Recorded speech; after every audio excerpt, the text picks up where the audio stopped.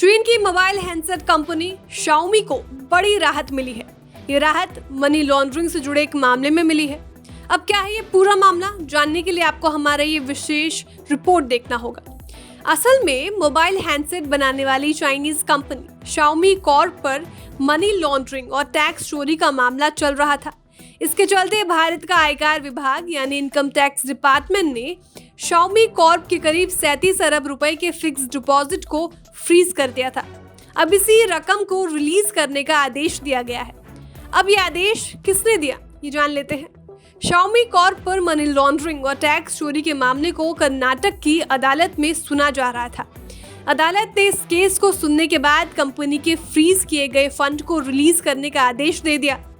बता दें, आयकर विभाग के पास शाओमी कॉर्प का 37 अरब रुपए का फिक्स डिपॉजिट इसी साल के फरवरी से पड़ा हुआ था। अब इसको रिलीज करने का आदेश दिया गया है। अब आपके मन में सवाल जरूर उठ रहा होगा कि आखिर इस चीनी कंपनी पर क्या आरोप थे जिसके वजह से देश की एजेंसीज इनके पीछे पड़ गई थी। तो बता दें, शाओमी के खिलाफ भारत में ही मोबाइल फोन बनाने वाली कंपनियों से ज्यादा दाम पर पूरी तरह बने हुए हैंडसेट यानी कंप्लीटेड हैंडसेट को खरीदने का आरोप था। शाओमी कॉर्प ये गोरख धंधा काफी समय से कर रही थी और अपने प्रॉफिट को कम करके दिखा रही थी।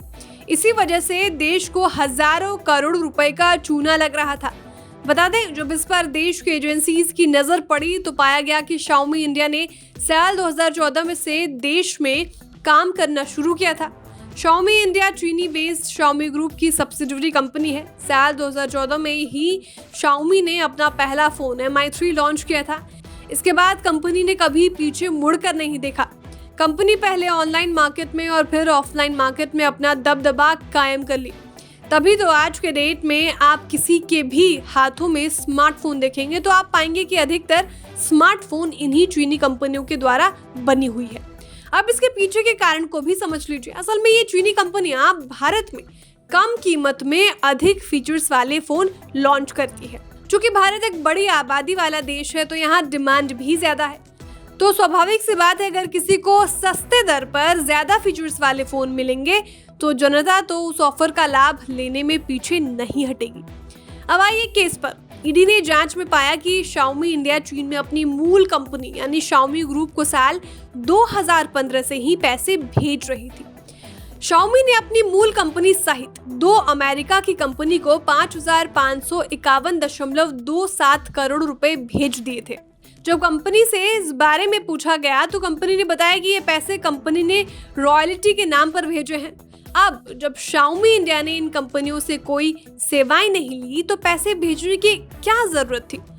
तो इससे तो साफ पता चलता है कि तीनों कंपनियों को भेजे गए पैसे का फायदा शाओमी ग्रुप को ही हुआ है। अब खैर, मामला भी कोर्ट में है। भारत में एक कोर्ट के फैसले को उच्चतम अदालत में चुनौती दिया जा सकता है। तो देखना होगा कि कब इस पूरे मामले पर से पर्दा हटता है। Bureau report, बिस्ताक।